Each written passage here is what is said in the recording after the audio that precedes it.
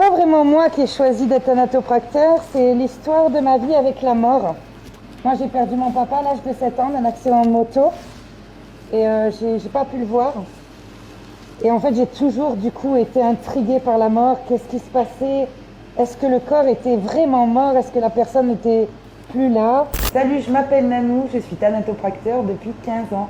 Alors, être thanatopracteur, c'est effectuer des soins de conservation sur les défunts, mais pas que.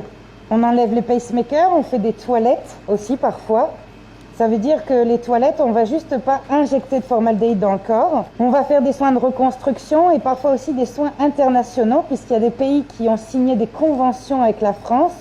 Pour les retours dans ces pays-là, il y a obligation de soins de conservation. Là, je prépare mon matériel, donc tout ce qui va me servir à effectuer le soin. Et ici, je vais préparer le liquide à base de formaldéhyde qui va me servir donc pour remplacer le sang dans le défunt, dans le système artériel, et me permettre de pousser le sang vers la sortie afin que je puisse le récupérer et réduire un maximum la décomposition du défunt en fait. Le soin de thanatopraxie, c'est un acte invasif, donc on utilise des instruments chirurgicaux, etc. Donc notre outil de travail, c'est le corps humain. En moyenne, un soin il dure 1h30. Voilà, le système artériel est nettoyé, la cavité thoracique l'est aussi, et la cavité abdominale l'est aussi. Quand j'ai découvert ce métier à l'âge de 10 ans, j'ai dit à ma mère, c'est ça que je veux faire. Et du coup, c'est ce que j'ai fait. Il y a parfois certains de mes collègues qui rentrent pour me dire quelque chose et je vois à sa tête que ça ne doit pas sentir très bon. C'est là où je me sens le plus en sécurité en fait. Parce qu'ils ne peuvent pas me faire de mal.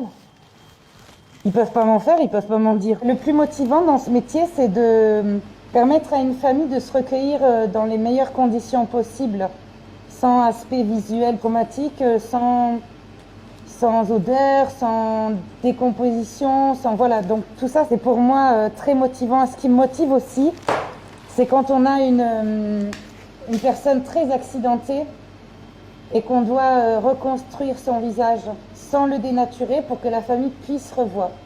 Ça, c'est quelque chose qui est vraiment une motivation en plus de la pression que ça met.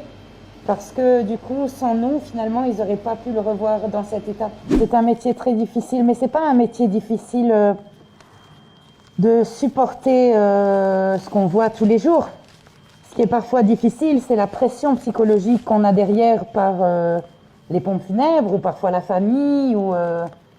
C'est cette pression intense de réussite. Après, le but n'est pas de dénaturer un être humain ou d'en faire des poupées de cire. Le but, c'est justement de les laisser avec un aspect comme la famille les connaissait, quoi. Là, je vais parfumer la dame, je vais lui coiffer les cheveux.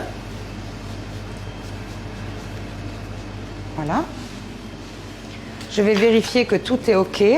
Alors, je vais juste replier les affaires qu'elle avait pour pouvoir les rendre à la famille. Le travail est terminé. Je vais remettre madame en case réfrigérée, puisque c'est ce que les pompes funèbres m'ont demandé. Et puis, je vais partir sur une autre intervention.